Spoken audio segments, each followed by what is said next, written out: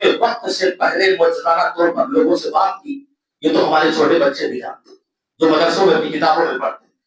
جریج کا واقعہ بنو اسرائیل کے اندر، جریج جو ایک اللہ کے نیک بندے اور ولی تھے، انہوں نے بستی سے ہٹ کر ایک چھوٹی سی کٹیا بنا لی اور وہی اللہ کی عبادت میں مصروف ہو گئے، اللہ کی عبادت میں لگے رہے۔ ایک دن ماں اپنے بچے سے ملنے آئی، کہا بیٹا جریج، کٹیا میں جریج جو تھے وہ نماز کی حالت میں سوچنے لگے نماز پڑھوں یا ماں کی پکار کا جواب دوں، نماز جاری رکھا، ماں نے کوئی جواب نہیں پایا، دوڑ گئی۔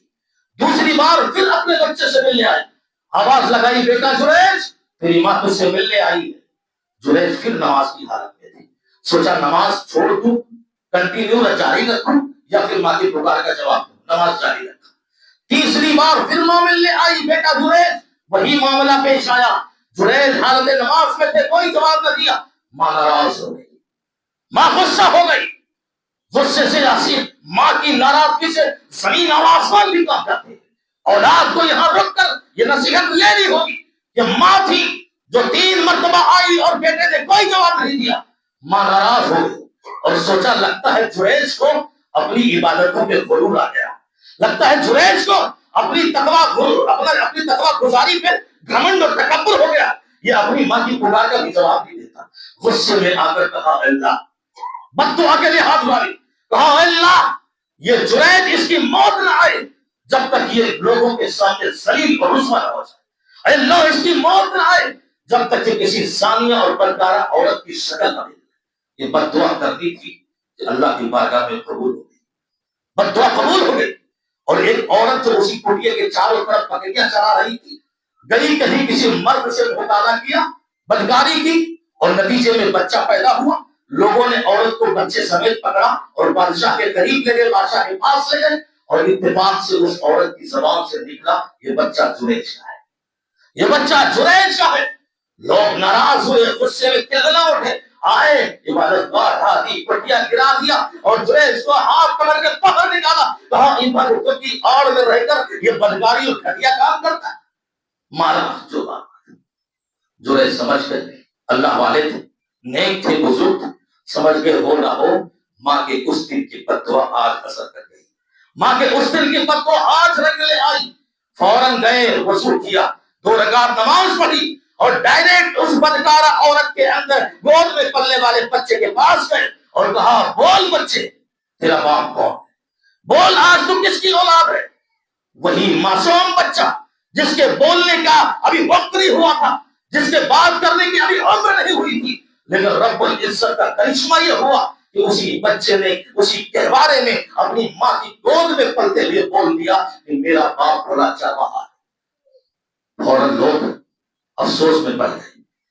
معافی مانگنے لگے، معذرت خواہ ہو گئے، ارے جریج بڑی غلطی ہو گئی، یہ مٹی کا تمہارا کٹیا تھا، اگر تم کہو تو ہم اس کا سونے کا بنا دیں، سونے کا بنا دیں، ہم سے غلطی ہو گئی۔ جریج نے کہا نہیں، بس جیسا تھا ویسا ہی بنا تھا۔ کیا معلوم ہوا یہ دوسرا بچہ تھا جس نے اس حدیث کی روشنی میں لوگوں سے گفتگو کی۔ معلوم کیا ہو کہ والدین کی اطاعت، ماں باپ کی فرما برداری نفلی عبادتوں سے بھی افضل ہے، نفلی عبادتوں سے بھی بہتر ہے۔ اگر تم کوئی نفلی عبادت میں لگے ہو، نماز میں ہو کہ روزے میں ہو، اگر ماں نے تمہیں آواز لگا دی ہے، باپ نے تمہیں پکار لیا ہے، تو نفلی عبادتوں کو تمہیں چھوڑ کر ان کا جواب دینا پڑے۔ جریج سے یہی غلطی ہوئی، انہوں نے ماں کی پکار کا جواب نہیں دیا اور انہیں ہونا چاہیے تھا کہ نماز چھوڑ کر وہ جواب دیتے،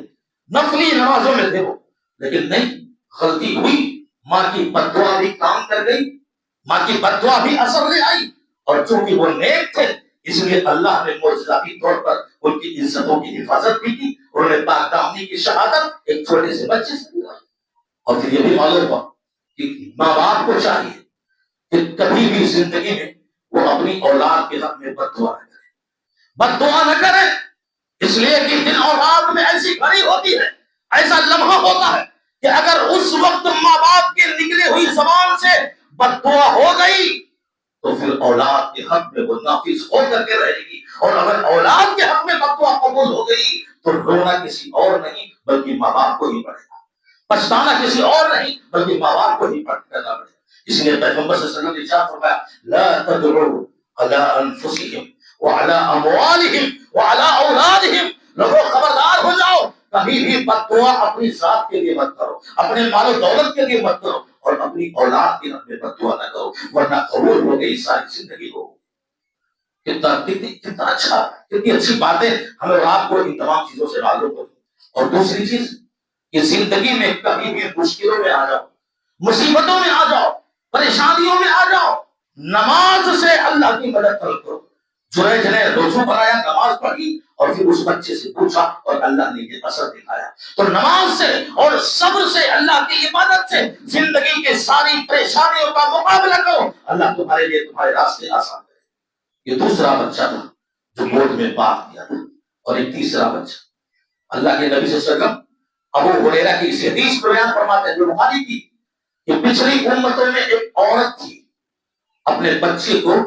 کہیں بیٹھ کر دودھ پلا رہی تھی، اور اچانک اسی عورت کے سامنے سے ایک نوجوان بڑی آن کے ساتھ، بڑی شان کے ساتھ، بڑی شوکت کے ساتھ، اور بڑے ہی امپورٹنٹ کے ساتھ اچھے لباس میں پہنا ہوا گزرا۔ اور یاد رکھو، ایک ماں کی ہمیشہ خواہش ہوتی ہے کہ میرا بچہ بڑے ہو کر کامیاب ہو جائے، میرا بچہ بڑے ہو کر ترقیوں میں ترقی حاصل کرے۔ ماں نے اس شان سے چلنے والے جوان کو دیکھا، فوراً اللہ سے دعا کرنے لگی، اللہم اجعل ابنی مثلہ، اے اللہ یہ جو میرا بچہ میری چھاتی سے لگ کر دودھ پی رہا ہے، بڑا ہونے کے بعد تو اس کو اسی جوان کی طرح بنا دے، جیسے یہ آج شان سے چل رہا ہے، جیسے یہ آج آن بان سے چل رہا ہے، میرے بچے کو ایسا بنا دے۔ وہ بچہ جو اپنی ماں کی چھاتی سے چمٹ کر دودھ پی رہا تھا، فوراً وہ اپنا منہ چھاتی سے الگ کر دیا، دودھ پینا چھوڑ دیا، اور بولنے کی ابھی اس کی عمر نہ تھی، وہ گہوارے میں تھا، اور وہ شیرخوار بچہ تھا، بولنے کا وقت نہ تھا، اور اس نے دعا کی، اللہم لا تجعل مثلہ، اے اللہ مجھے اس جوان کی طرح نہیں بنانا۔ فإنہ، جواب بھی دے رہا ہے، وہی بچہ جواب بھی دے رہا، ماں کہہ رہی ہے میرے بچے کو اس جوان کی طرح بنانا جو انجان سے جا رہا ہے، اور وہ بچہ کہہ رہا ہے اللہم لا تجعل مثلہ، اللہ مجھے اس کی طرح مت بنانا۔ فإنہ جبار من الجبابرہ، اس لیے کہ یہ جابروں میں سے ایک جابر ہے، اور یہ ظالموں میں سے ایک ظالم ہے، جو یہ جا رہا ہے بڑی آن اور شان سے، یہ کوئی اور نہیں بلکہ یہ دنیا کا بڑا مغرور آدمی ہے، بڑا متکبر آدمی ہے، اس لیے میں دعا کرتا ہوں اس کی طرح مجھے مت بنانا۔ اچھا، تھوڑی دیر کے بعد دوبارہ پھر دودھ پینے لگا بچہ۔ تھوڑی دیر کے بعد ایک ایسی لونڈی آئی، لڑکی، جس کو بہت سارے لوگ مارتے ہوئے لے جا رہے تھے، زخمی کرتے ہوئے لے جا رہے تھے، پیٹ کر لے جا رہے تھے، اور وہ بچی اور وہ لڑکی اور وہ لونڈی تھی جو ہمارے درد سے چیخ رہی تھی، چلا رہی تھی، رو رہی تھی، اور حسبی اللہ کا نعرہ لگا رہی تھی۔ اس ماں نے دیکھا جو اپنے بچے کو، اور ہر ماں کی خواہش ہوتی کہ اس کا بچہ کہیں اس طرح درد سے آگے چل کر نہ تڑپے، کہیں اس طرح لوگ اس کو بھی نہ ماریں، کہیں اس طرح لوگ اس کو بھی نہ پیٹیں۔ اس نے فوراً دعا کی، اللہم لا تجعل ابنی مثلہ، اے اللہ میرے بچے کو بڑا ہونے کے بعد اس جیسا نہیں بنانا کہ لوگ اس کو مارتے ہوئے چلیں اور اس کو زخمی کرتے، اس کو پیٹتے ہوئے چلیں۔ فوراً وہ دودھ پیتا ہوا بچہ اپنی ماں کی چھاتی سے الگ ہو گیا، اور اسی گہوارے میں دعا کرنے لگا، اللہم اجعل مثلہ، اے اللہ میری ماں اس جیسا نہ بنانے کی مجھے خواہش کر رہی ہے، اور میری دعا ہے کہ تو مجھے اسی طرح بنا، مجھے اسی طرح بنانا، اس لیے کہ یہ لڑکی جو ماری جا رہی ہے، یہ لڑکی جو پیٹی جا رہی ہے، یہ کوئی اور نہیں بلکہ یہ بے گناہ ہے، معصوم ہے، اور چوری اور زنا کے الزام میں لوگ اس کو آج میرے سامنے سے مارتے ہوئے لے جا رہے ہیں، اے اللہ تو مجھے اسی طرح بنا۔ کیا مطلب ہوا؟ کہ یہ دنیا اور اس دنیا والے جو دنیا میں کمزوروں کو، غریبوں کو، بے بسوں کو، لاچاروں کو مچلتے ہیں، کچلتے ہیں، کچلتے ہیں، تڑپاتے ہیں، انہیں مارتے ہیں، اور یہی وجہ ہے۔ دیکھو اللہ نے فرمایا خافضۃ الرافعہ، قیامت کا دن ہوگا، بہت سارے ایسے ہوں گے جن کو بلندیاں نصیب ہوگی، اور بہت سارے ایسے ہوں گے جو قدموں تلے رونگے جائیں گے۔ کون ہے وہ؟ کون ہے وہ؟ تفسیر میں آتا ہے اس دنیا کے اندر اکثر دیکھا گیا ہے اور دیکھا جا رہا ہے، جو غریب ہوتے ہیں، محتاج ہوتے ہیں، مظلوم اور بے بس ہوتے ہیں، سارا الزام انہیں پہ ٹھونک کر دنیا انہیں کو ستاتی ہے، دنیا انہیں کو مارتی ہے۔ اور یہ جو بڑے بڑے درباری ہیں، بڑے بڑے امیر زادے ہیں، یہ دنیا کے سارے گناہ کر کے بھی معصوم ہو کر سلطان کے سینہ تان کر گھومتے ہیں۔ ان کو واہی ملتی ہے دنیا میں، ان کو شاباشی ملتی ہے دنیا میں، ان کو بڑھاوا ملتا ہے دنیا میں، حالانکہ حقیقت میں وہ ظالم ہے، لیکن اپنے پیسے سے اور اپنی دولت سے دنیا کے اندر اپنی شان بنائے ہوئے ہیں۔ اللہ نے فرمایا کل قیامت کے دن یہی مسلے جانے کچلے جانے والے غریب لوگ یہ قیامت کے دن پلکوں پر بٹھائے جائیں گے، اور ان مغرور اور امیروں کو جو دوسروں کو ستاتے ہوئے دنیا میں چلتے ہیں، کل ان کو قدموں تلے رکھا جائے گا۔ یہ اس واقعے سے نصیحت ملتی ہے، ایسے نہیں۔ اللہ کے نبی جناب محمد صلی اللہ علیہ وسلم نے ایک بار فرمایا کہ ابغضوا فی الصحفاء، جب دیکھو کہ میرا پیغمبر کہیں نظر نہیں آ رہا، صحابہ کو نصیحت کی کہ نبی کو تلاش کرتے ہوئے تم آؤ، اور کہیں تم مجھے نہ پاؤ تو کہاں پاؤ گے؟ جو غریبوں کی محفل ہوگی، جو غریبوں کی مجلس ہوگی، تم مجھے تلاش کرتے ہوئے آؤ گے کوئی نہیں پاؤ گے۔ اسی لیے اللہ کے نبی صلی اللہ علیہ وسلم نے باقاعدہ اللہ سے دعا مانگی کہ اے اللہ میرے دل میں غریبوں کی محبت ڈال دے، میرے دل میں مسکینوں کی محبت ڈال دے، میرے دل میں یتیموں کی محبت ڈال دے۔ اور اللہ نے مالداروں سے، اللہ کے نبی نے مالداروں سے باقاعدہ مخاطب ہو کر فرمایا کہ انما تنصرونہ وترزقونہ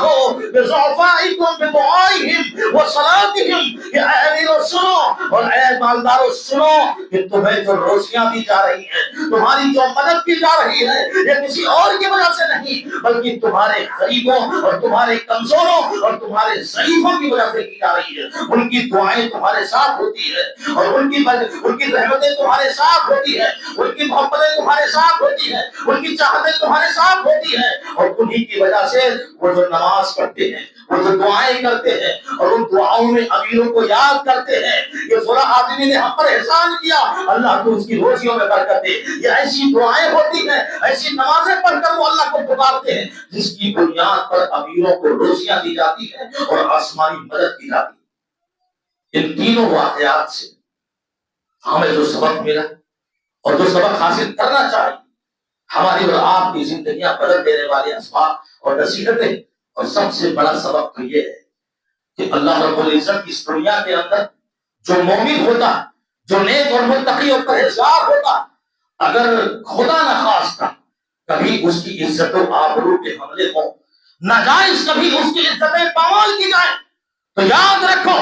دنیا میں کوئی سامنے آئے نہ آئے، اللہ نے اعلان کر دیا ان اللہ یدافع عن الذین آمنوا، کہ جو لوگ ایمان لائے ہوں، اگر تمہاری عزتوں پر زندگی میں کبھی بھی حملہ ہوگا، تمہارا رب تمہاری جانب سے ڈیفنس کرے گا، تمہارا رب تمہاری جانب سے کافی ہو جائے گا، تمہارا رب تمہاری جانب سے مدد کرے گا، تمہاری عزتوں کی حفاظت وہی کرے گا۔ ورنہ عائشہ رضی اللہ تعالیٰ عنہ 1 مہینہ تک تڑپتی رہ گئی منافقوں کے الزام میں، منافقوں کی تہمت میں۔ آج جانتے ہیں مشہور واقعہ ہے، اما عائشہ پر ان ظالموں نے تہمت لگا دیا اسی دنیا میں۔ لیکن آپ کو یہ بھی پتا ہے سورہ نور کی اللہ نے 18 آیتیں نازل فرما دی، 18 آیتیں نازل فرما دی۔ یہ عائشہ بے قصور ہے، یہ پاکباز ہے، یہ پاک دامن ہے، اور اللہ نے مدافعت کیا، اللہ نے ڈیفنس کیا، ان لوگوں کا جواب دیا جنہوں نے ایک مومنہ عورت کی عزتوں سے کھلواڑ کرنے کی کوشش کی۔ یہ واقعے سے سبق ملتا ہے کہ اس دنیا میں ہمیں اور آپ کو کسی کی بھی عزت و آبرو سے، کسی پر تہمت لگانے سے، الزام لگانے سے، جو ناحق ہو، جو ناجائز ہو، اس سے ہمیشہ اپنے آپ کو بچانا چاہیے، ورنہ اللہ ہم سب کے طرف سے عزت و آبرو کی حفاظت کی ڈیفنس اور مدافعت کے لیے کافی ہے۔ جیسے اللہ نے بچوں کو بلوا دیا، کتنی بڑی بات۔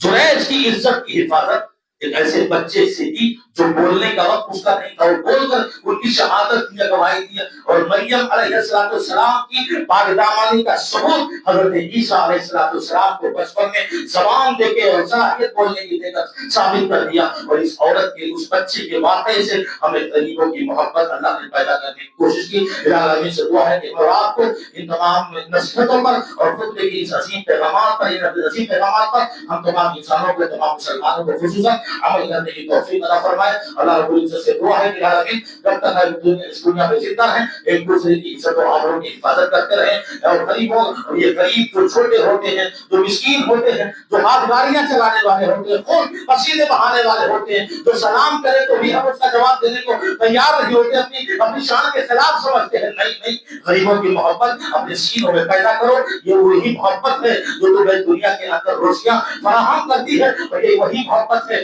جو کل آخرت میں تمہیں انشاءاللہ کامیاب بھی کرے گی. اس لیے مسلمان ہو مسلمانوں سے بھائی بن کر جینے کی کوشش کرو. اللہ رب العزت سے دعا ہے کہ ہمیں رات کو جب تک اس دنیا میں زندہ رکھے ایمان اور اسلام کی تعلیمات پر زندہ رکھے محبتوں کے ساتھ چاہتوں اور الفتوں کے ساتھ زندہ رکھے اور ہماری ہمارا خاتمہ ہو تو الہ ربی ایمان کے خیر پر ہو. وآخر دعوانا الحمدللہ رب العالمین. بارک اللہ لنا